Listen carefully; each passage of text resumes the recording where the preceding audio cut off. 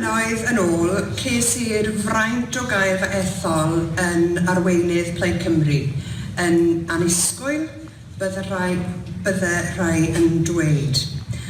Pan ges i fy ethol, ro'n i eisiau gwneud gwahaniaeth i fywydau pobl. Dros 6 mlynedd diwetha, ro'n i wedi cael llywodraeth llafur yng Nghaerdydd sydd ddim yn gallu ymddiffyn Cymru a llywodraeth Doriaidd yn Llundain sydd yn cosbi ein pobl. Dim ond Plaid Cymru sy'n gallu helpu Cymru a dros yr wythnosau nesaf bydda i'n cario ymlaen i ddangos beth fydde llywodraeth Plaid Cymru yn golygu. Bydda i'n dangos sut gallwn ni ennill ein nifer fwyaf o aelodau cynulliad trwy fod yn glir am beth fydda ni'n gwneud mewn sefyllfa o senydd grog. Bydda i'n dangos fod rhaid i ni wella ei ffyrdd o ymgyrchu a bydda i'n dadle fod angen i ni fod yn gwbl glir ar bolisi dim ragor o geisio pleisio pawb. A bydda i'n dangos mae traddodiad radical yw llwybr mwyaf sicr i ni os ydyn ni am lwyddo. Mae angen i ni roi gobaith a dangos i bobl beth sy'n bosib. Dwi'n caru yr Eisteddfod ac yn dod yma ers blynyddoedd. Microcosm o Gymru gyfoes, a'n etifeddiaeth ni a haeddiant pawb sy'n byw yng Nghymru. Pan ges i fy newis fel arweinydd Plaid Cymru, gallwch chi ddychmygu sut roeddwn i'n teimlo. Y balchder fan hyn, ond hefyd yr ofn. Beth fydde'r ymateb i arweinydd Plaid Cymru sydd ddim yn siarad Cymraeg yn rhugl? Mae diffyg hyder yn rwystyr. Dwi wedi colli cawnt o'r adegau dwi wedi teimlo'n anghyfforddus pan mae siaradwyr Cymraeg yn troi i'r Saesneg oherwydd fi.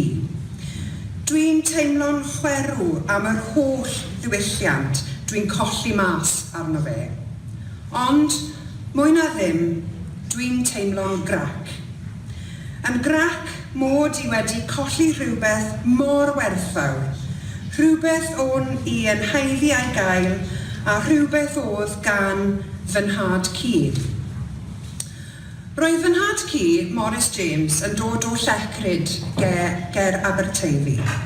Symudodd i'r Rhondda yn ystod y 30au, y buoedd ein gweithio yna fel glywir. Roedd Morris yn siarad Cymraeg, ond dwedwyd wrtho fe fod y Cymraeg yn backward.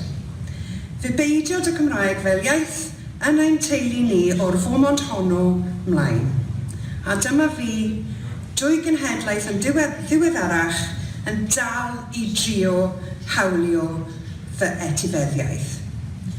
Mae stori fy neulu yn dangos rhai pethau yn glir i fi am sut dylen ni weithredu dros yr iaith. Yn gyntaf, pwysigrwydd addysg Gymraeg i bawb. Pan gafodd Cerys fy merch ei geni doedd ddim cwestiwn mai addysg Gymraeg fydda hi'n derbyn. Nawr mae hi'n 20 ac mae hi'n dod â'r Gymraeg nôl i'n tŷ ni a nôl i'n teulu ni. Mae hi'n dod a'n trefftadaeth ni adre unwaith eto ac mae hi'n hawliau a'i hetifeddiaeth. Yn ail, pwysigrwydd yr egwyddor fod y Cymraeg yn perthyn i bawb a phob cymuned yng Nghymru. Mae angen mesurau radical arno ni i gryfhau sefyllfa Cymraeg ym mhob maes ac ym mhob man. Yn drydydd, pwysigrwydd cynnwys a croesawu bawb. Dylai fod mwy o gyllid ar gyfer gwersi Cymraeg am ddim, a dylen ni gwneud gwaith penodol i sicrhau bod gan bobl o bod cefndir fynediad at yr iaith. Mae hanes Cymru yn hanes llawn colledion, ond mi ddes yn arweinydd ar Plaid Cymru mwyn creu hanes newydd, hanes o enillion. Mae'r grym i newid a gwella Cymru gyda ni. Mwyn ein pobl ni, mae'n rhaid i ni wneud gwahaniaeth. Dyw e ddim yn hawdd, dwi'n gwybod. Ond os nag ydyn ni'n credu fod modd newid pethau, yna beth yw pwrpas Plaid Cymru. Dwi'n hoffi gwneud pethau annisgwyl, pethau yn erbyn yr odds. Fel pan ges i fy ethol yn arweinydd, a fel pan nes i ennill y Rhondda.